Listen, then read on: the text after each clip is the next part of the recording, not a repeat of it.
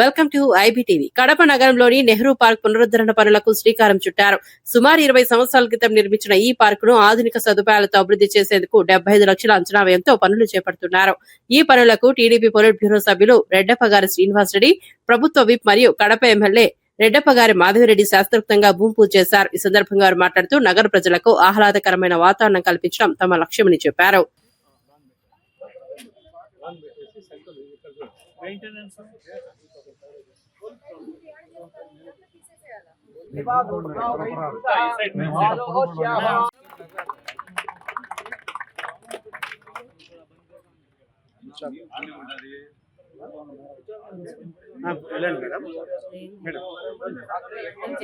Last final sand.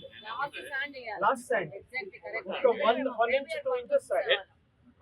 మంచిదే చేసింది technically sound కాదను కానీ మంచి మొరము అండ్ శాండ్ వేసేస్తే సరిపోతుంది.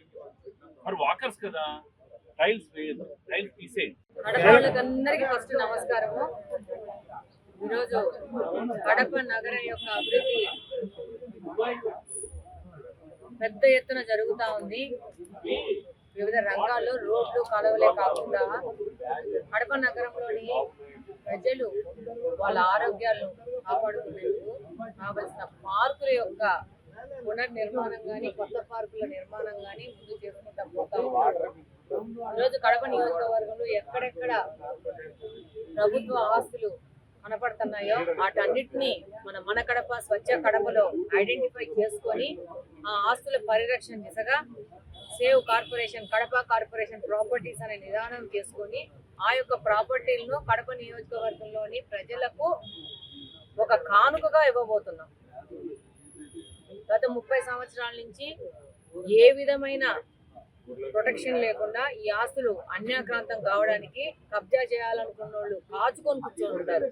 అలాంటి అవకాశం భవిష్యత్తులో ఎవ్వళ్ళకి ఇవ్వకోకుండా ఈ ప్రాపర్టీస్ అన్ని కాపాడి ఇక్కడున్న ప్రజల ఆస్తులు, ఇవన్నీ ప్రభుత్వ ఆస్తులు అంటే వాటిని సరైన మార్గంలో ప్రజలకు అందుబాటులో ఉండే విధంగా సచివాలయ నిర్మాణాలు కానీ, అంగన్వాడీ కేంద్రాలు కానీ ప్రజలు ఉపయోగించుకొని వారి ఆరోగ్యానికి బాగుపడే విధంగా పార్కుల నిర్మాణం కానీ చేస్తూ ముందుకు వెళ్తా ఉన్నాము. అందులో భాగంగానే నిన్న ద్వారకా నగర్ లో ఉన్న ల్యాండ్ ఐడెంటిటీలోని ప్రజల ఆహ్లాదకరమైన వాతావరణానికి స్పెండ్ చేసే విధంగా వాళ్ళకి జీవన ప్రమాణాలు పెంచే విధంగా ఈరోజు మనము ప్రభుత్వం నుంచి ముందుకెళ్తున్నాము. తెలుగుదేశం ప్రభుత్వం అధికారంలోకి రావడము, ఇక్కడ కడప నియోజకవర్గంలో చాలా అయిన తర్వాత తెలుగుదేశం యొక్క అభ్యర్థికి అవకాశం ఇచ్చినందుకు వాళ్ళకు కృతజ్ఞతగా ప్రతి ఒక్క మార్పులు చేసుకుంటూ ముందుకెళ్తున్నామని సందర్భంగా తెలియజేసుకుంటూ దాదాపు 75 లక్షల వ్యయంతో ఈ యొక్క పార్క్ యొక్క ఆధునీకరణకు ముందుకెళ్తా ఉన్నాము. ఇంకొక 5 లక్షలు గ్రీనరీ డెవలప్ చేయడానికి ముందుకు వెళ్తున్నాము.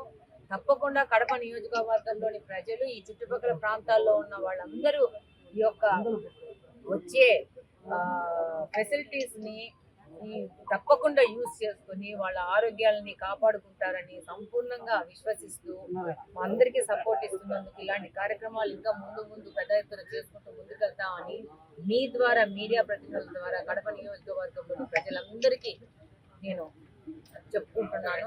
తప్పకుండా మీ అందరి సపోర్టు భవిష్యత్ కాలంలో ముందు మాకు ఇస్తారని కోరుకుంటూ మన కడప స్వచ్ఛ కడపను ముందుకు తీసుకెళ్తారని సంపూర్ణంగా భావిస్తూ మన కార్పొరేషన్ తప్పకుండా అందరి సహకారం